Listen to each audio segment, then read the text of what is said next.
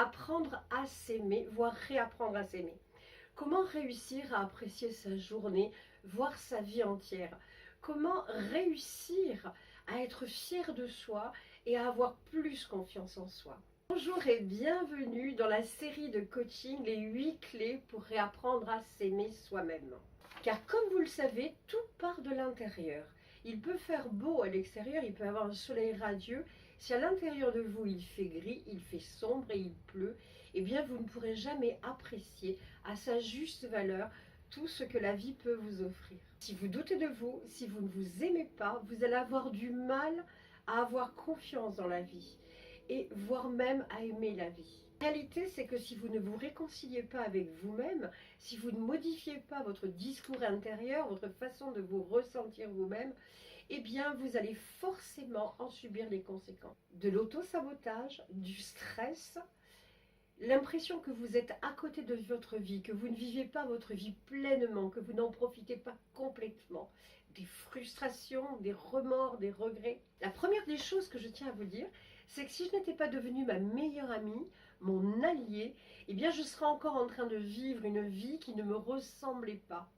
À partir du moment où j'ai investi sur moi, j'ai lu des livres, je me suis formée à des méthodes que j'adore et qu'aujourd'hui j'enseigne, eh bien j'ai commencé à modifier mon processus intérieur, tout mon système de pensée, et j'ai stoppé net tout ce qui se passait à l'intérieur de moi et qui me pourrissait la vie et dont je n'avais pas conscience avant. J'ai compris que pour aimer les autres, eh bien, il fallait commencer par s'aimer soi-même. Pour avoir confiance dans la vie et confiance dans les autres, il fallait commencer par avoir confiance en soi. Les neurosciences nous apprennent que nous prenons entre 5000 et 6000 décisions par jour. Et nous savons tous que nos décisions sont influencées par notre état d'esprit. Alors, tiens, prendriez-vous la même décision si vous deviez permettre à quelqu'un de saisir une opportunité? Comment choisiriez-vous? Par exemple, pour une personne que vous appréciez, que vous aimez beaucoup et en qui vous avez totalement confiance, est-ce que c'est à elle que vous permettriez de saisir cette nouvelle opportunité? Ou alors vous préféreriez choisir la personne que vous n'aimez pas, en qui vous n'avez aucune confiance et qui à vos yeux ne semble pas très fiable? Qui choisiriez-vous? J'aimerais vous poser une question et qui est hyper importante à mes yeux. Est-ce que vous vous accordez suffisamment de confiance? Cette confiance justement qui vous permettrait de saisir les opportunités, de saisir les occasions qui peuvent se présenter à vous, de vous autoriser à les saisir, toutes ces occasions qui pourraient faire de votre vie quelque chose qui vous plaît davantage et qui va lui donner plus de sens. Si vous ne vous décidez pas maintenant, quel que soit votre âge, que vous ayez 20 ans, 30 ans, 50, 60 ou plus, à saisir les opportunités de la vie, à vous émerveiller de votre vie, à en faire réellement quelque chose qui vous passionne, vous allez avoir l'impression d'être passé à côté de vous-même et à côté de votre vie. Et une chose qui est importante pour moi, c'est que vous puissiez regagner l'amour de vous-même, que vous puissiez regagner la confiance en vous-même pour pouvoir en faire saisir les opportunités et vous construire une vie qui vous plaît. Alors il y a une clé que je vais vous donner pour regagner votre propre confiance. Imaginons que vous ayez un ami. Allez, on va prendre une petite histoire. Cet ami doit venir vous chercher par exemple à l'aéroport, ok ? Donc c'est une personne en qui normalement vous avez confiance, hein. Elle s'est engagée à venir vous chercher, il est 23 heures, il y a presque plus de navette, et puis là vous attendez. 23h15, 23h30, minuit, minuit et demi, vous l'appelez sur son portable, cette personne ne vous répond pas. Finalement, vous devez décider de prendre la navette, la dernière navette, et de rentrer par vos propres moyens.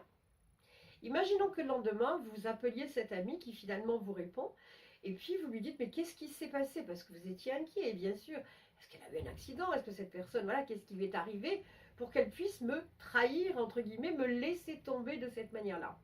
Et imaginons que cette personne vous dit, oh, j'avais plus envie. Ou, tiens, j'ai complètement oublié. Qu'est-ce que vous penseriez de cette personne vis-à-vis de l'affection qu'elle vous porte, de l'importance qu'elle vous accorde et de sa fiabilité? Eh bien, il en va de même pour les engagements que vous prenez avec vous-même et les promesses que vous prenez avec vous-même. Premièrement, quand vous prenez un engagement, tenez-le. Quand vous vous faites une promesse, tenez-la. que ce soit d'aller faire du sport, que ce soit de perdre du poids, que ce soit de travailler sur votre projet de telle heure à telle heure, quel que soit l'engagement et la promesse que vous allez vous faire, il va falloir la tenir. Au risque, sinon, de perdre confiance en vous, voire de perdre progressivement de l'estime de vous-même. Alors, comment tenir un engagement, comment tenir une promesse? Eh bien, en se faisant des promesses et en prenant des engagements à notre hauteur, quelque chose que l'on peut réellement réaliser. C'est pas la peine de se faire un projet et de se dire, allez, aujourd'hui, je vais faire une tonne de choses, en sachant très bien qu'il sera possible de ne pas pouvoir les faire. Donc, soyez réaliste avec vos capacités, avec vos engagements. Préférez vous engager sur des petites choses que vous allez tenir, préférez vous faire de petites promesses, tenez-les, vous allez être fiers de vous, vous allez sentir beaucoup mieux et progressivement vous passerez à un cran supérieur. Et au bout d'un moment, vous aurez réalisé énormément de choses que vous n'auriez pas réalisées sans cette petite stratégie. Et si vous mettez déjà ça en place, vous allez vraiment voir la différence. Deuxième chose, respectez-vous en respectant vos valeurs. Qu'est-ce qui est important pour vous? La loyauté? Soyez loyal avec vous-même. L'honnêteté? Soyez honnête avec vous-même. La gentillesse? Soyez gentil avec vous-même. Respectez vous-même vos propres valeurs. Troisièmement, donnez-vous une nouvelle chance, voire plusieurs chances. Si vous n'arrivez pas à accomplir quelque chose dans les délais que vous êtes donnés, si vous n'arrivez pas à mettre en place quelque chose qui est important pour vous, si ça fait X fois que vous faites des tentatives pour perdre du poids, des tentatives pour travailler sur votre projet, si vous n'arrivez pas à aboutir, c'est parce que vous n'avez pas la bonne stratégie, tout simplement. Si vous ne cessez de reproduire les mêmes choses, et bien que vous connaissez bien la maxime, vous aurez toujours du même résultat. Si par exemple, pour perdre du poids, vous vous agressez verbalement, vous décidez d'arrêter de manger, de vider le frigo et ceci et cela, mais que vous avez l'habitude, c'est pas la première fois que vous le faites, mais à chaque fois vous retombez dans la même chose. Au bout d'un moment, vous craquez, vous mangez tous les gâteaux que vous avez trouvés. Donc, eh bien, si vous avez reproduit plusieurs fois ce système-là et que ça a toujours abouti à quelque chose qui n'est pas ce que vous voulez, bah, c'est que c'est pas la bonne stratégie. C'est pas vous qui êtes à remettre en question, c'est votre stratégie. Voir votre système de pensée, voir les actions que vous posez, voilà, c'est ça qu'il va falloir remettre en question. Mais vous, non, vous êtes OK, vous avez pris une décision, mais vous n'avez pas mis en place ce qu'il fallait pour pouvoir la mettre en fonctionnement et pouvoir aboutir. Changer de stratégie. Une astuce pour réussir tout ça, pour mettre en place tout ça, eh bien prenez de temps en temps le temps de revenir à vous-même. Le temps de revenir, de venir chercher votre bonheur, votre joie de vivre et votre sérénité à l'intérieur de vous-même. Partagez maintenant cette vidéo si vous avez des amis, des personnes que vous connaissez à qui ça ferait du bien, que ça pourrait aider, eh bien partagez sur Facebook, sur je ne sais quoi, partagez avec ces personnes, faites-vous plaisir, aidez-les. Likez cette vidéo et commentez-la et dites-moi quel est votre premier challenge, quelle est votre première action que vous allez poser. Et ensemble, mes amis, je vous garantis que si vous déjà vous mettez en place ces deux premières clés, bien se parler et puis être loyal et respectueux envers soi-même, eh bien vous allez voir que vous allez vous sentir déjà beaucoup mieux dans vos baskets.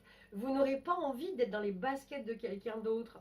Vous ne vous direz pas, tiens, si j'étais dans la vie de l'autre, je serais tellement mieux. Non, vous allez vous rendre compte de plus en plus que vos baskets, ce sont vraiment les baskets qu'il vous faut. Likez, commentez et surtout abonnez-vous à la chaîne, c'est votre communauté.